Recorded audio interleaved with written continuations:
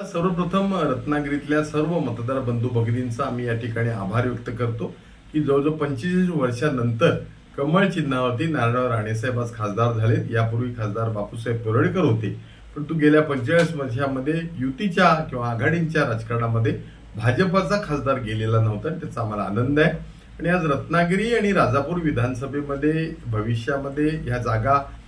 भाजपला मिळायला पाहिजे अशा प्रकारचं वक्तव्य माननीय आमदार नितेशजी राणे आणि माजी खासदार निलेशजी राणे यांनी असं म्हटलं होतं की रत्नागिरीची सुद्धा विधानसभा भाजपला मिळायला पाहिजे। योग्य आहे, मी त्याचं समर्थन करेन, कारण राणेसाहेब काय, रवींद्र चव्हाण साहेब काय, मी स्वतः काय, आम्ही सर्व भारतीय जनता पार्टीचं काम करतोय आणि मोदी सरकारच्या माध्यमातून आणि देवेंद्र फडणवीस साहेबांच्या सरकारच्या माध्यमातून जनतेपर्यंत जाऊन विकासाच्या योजना घेऊन जाऊन त्या ठिकाणी भाजप तळागाळात कसा जाईल हा मी प्रयत्न करतोय। रत्नागिरी मतदारसंघामध्ये मी 99 ते 2004 आमदार होतो आणि त्यानंतरच्या निवडणुकीमध्ये दुर्दैवानं मला निसटता पराभव युतीच्या आघाडीच्या राजकारणामध्ये झाला होता, याची जाणीव सगळ्यांना आहे। परंतु त्यावेळेला 60, 65, 66 हजार मतदान हे कमळ चिन्हावरती मला भारतीय जनता पार्टी म्हणून झालं होतं आणि त्यामुळे आता अपेक्षा धरणं ही काही अयोग्य अशातला भाग नाही,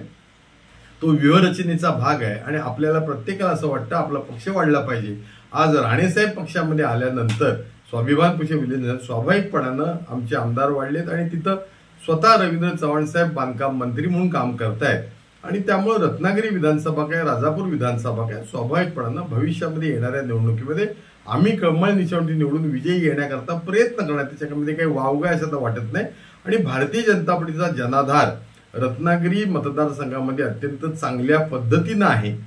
आणि त्यामुळे मला तर ठाम विश्वास या ठिकाणी वाटतोय की एकूण जे रत्नागिरी विधानसभा मतदारसंघामध्ये गेल्या काही निवडणुकात जे मतदान होतं ते 1,60,000 ते 1,75,000 अशा दरम्यान मतदान होतं, परंतु भारतीय जनता पार्टीचा जनाधार आणि त्याच्यामध्ये राणेसाहेबांचं काम किंवा राणेसाहेबांचं नेतृत्व याच्यामुळे वाढलेलं मतदान, रवींद्र चव्हाण साहेबांनी सार्वजनिक बांधकाम विभागाच्या माध्यमातून केलेलं काम त्यामुळे वाढलेलं मतदान, अशामुळे आज आम्हाला 75,000 मतदान रत्नागिरीमध्ये झालंय आणि आमच्या विरुद्ध जे 85,000 मतदान झालंय आणि इतरांना 10-12,000 मतदान झाले, अशी जर सगळी बेरीज 1,70,000-72,000 मतांची पाहिली तर प्रत्येक निवडणुकीमध्ये 20-25,000 मतदान हे साधारणपणे फ्लोटिंग वोट्स आहेत आणि त्यामुळे ते हा विजयाचा किंवा पराजयाचा जो काही लंबक आहे तो त्या ठिकाणी हलवत असतात आणि त्यामुळं आज आमचं मतदान कुठेही गेलेलं नाहीये। इतर पक्षांचं मतदान कुठे हा जनतेनं बघण्याचा त्यांचा तो पक्षाचा प्रश्न आहे, पण 1 वर्षापासून आम्ही महाविजय 2024 आदरणीय बावनकुळे साहेब आणि आदरणीय 2017 मध्ये जिल्हा परिषद निवडणुका झाल्या होत्या, त्या आम्ही कमळ चिन्हावर लढवल्या होत्या आणि पंचायत समिती सुद्धा, आणि डिसेंबर आणि सिंधुदुर्ग जिल्ह्यातल्या मताधिक्यामुळे आम्ही निवडून आलोय। परंतु ही जी काही 50,000ची पिछाडी आहे या 3 विधानसभेतली